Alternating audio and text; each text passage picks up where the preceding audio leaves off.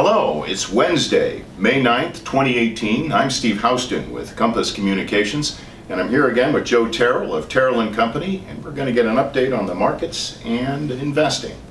And Joe, we were just talking that there seems to be some kind of misconception that the good times in the market from last year have carried over to this year, but that seems to be masking a lot of issues, particularly with the big tech stocks. People are just chasing returns with tech stocks, and they seem to have forgotten that business models are really effective if they're built on cash flow. What do you think? Well, let me answer the first part of it. For 2018, stock prices are basically unchanged. The averages are no higher today than they were on January 1st of 2018. Fixed income bond prices are actually providing a negative rate of return of about 2% so far this year. So there hasn't been, the good times have not continued this year because there are issues out there that potentially could interfere with investors' rates of return. We can talk about those maybe later.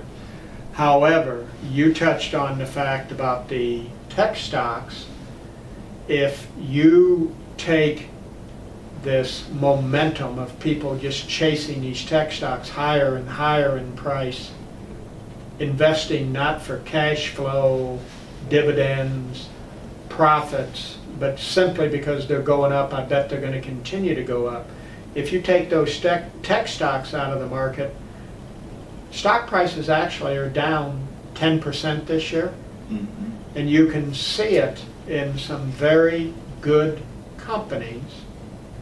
I put Procter & Gamble in that case. Mm-hmm. That's down from the mid to high 90s to the 70 level. Delta Airlines, that's down from the mid 60s to the low 50s. Bristol Myers, that is down from the high 60s to 50.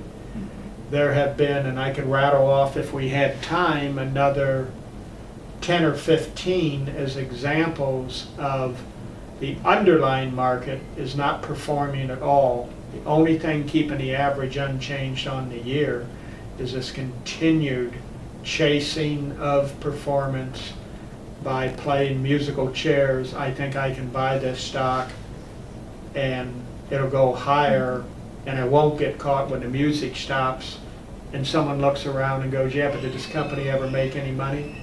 And the answer is no, they're not only not making any money, they're not even generating positive cash flow. And you had the example of a comparison of Netflix and Disney. Exactly. Netflix has never generated positive cash flow in the history of the company. Netflix reports for tax purposes a profit because they defer the cost of creating their content and creating the shows. So cash money wise, they have to pay for that content. So what they're paying out versus what they get from subscribers is a huge negative cash figure. The company management says, we don't think this will change till maybe 2022, and they're going to have to continue to raise the price to even get to that level. But let's look at the comparison. Walt Disney, not considered to be a tech darling, has come down in price. It's under $100 a share as of this morning. The two companies' total value now is almost identically the same. So with the Disney, you get all the movie studios, you get all the film library of all of the Marvel comic, Iron Man, the Avengers, you get all the Star Wars movies, you get the Little Mermaid, Cinderella, Lady and the Tramp, you get the whole film library, you get ESPN, you get ABC Network, you get the theme parks. Put all that together and it generates positive cash flow in the billions of dollars, plus you've got that name Disney. Why in the world would somebody think Netflix, who generates no cash, has incredible competition in the video streaming business now from Amazon, Apple, Google? Everybody wants to be in video streaming. How in the world can you look and say, well, those two companies are worth the exact same amount of money?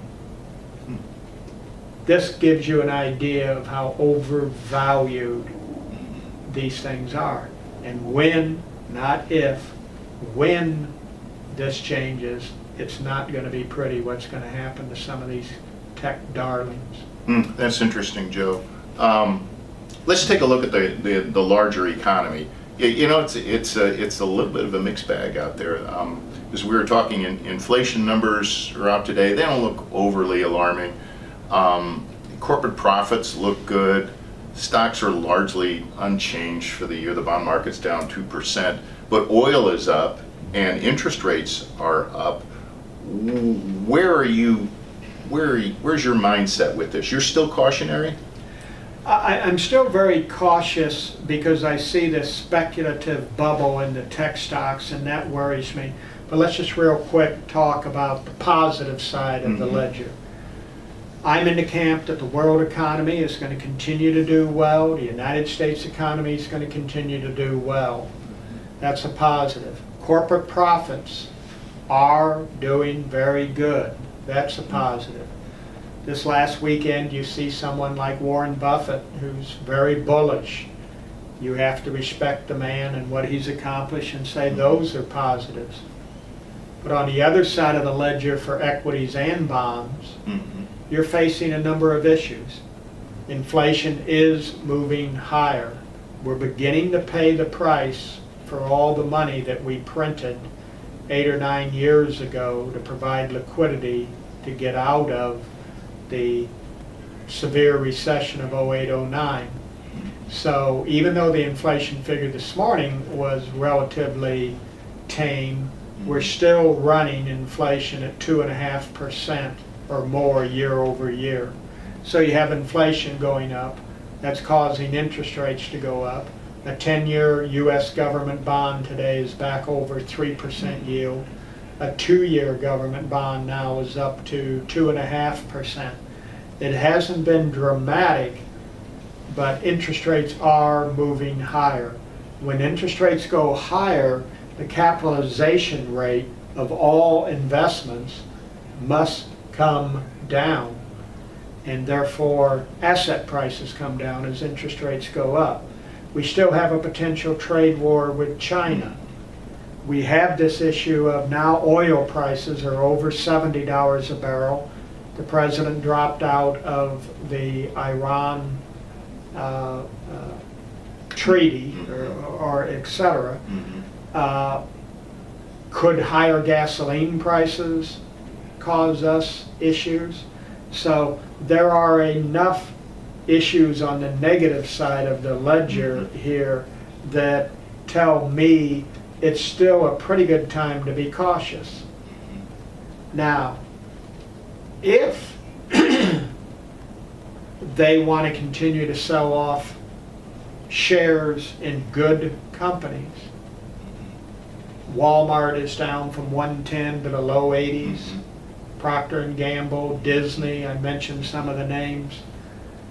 I may buy those stocks because unlike a year and a half ago where I've said to you and others that wanted to listen, these things aren't bargains. You know what? They're beginning to get them back to prices where they're getting your attention. So I think that December 31st of this year will probably still be negative on stock returns, and bond returns are going to get worse. We're so far negative 2%. I really believe that's got the potential to be negative 7, negative 8% return for fixed income investors by the end of the year.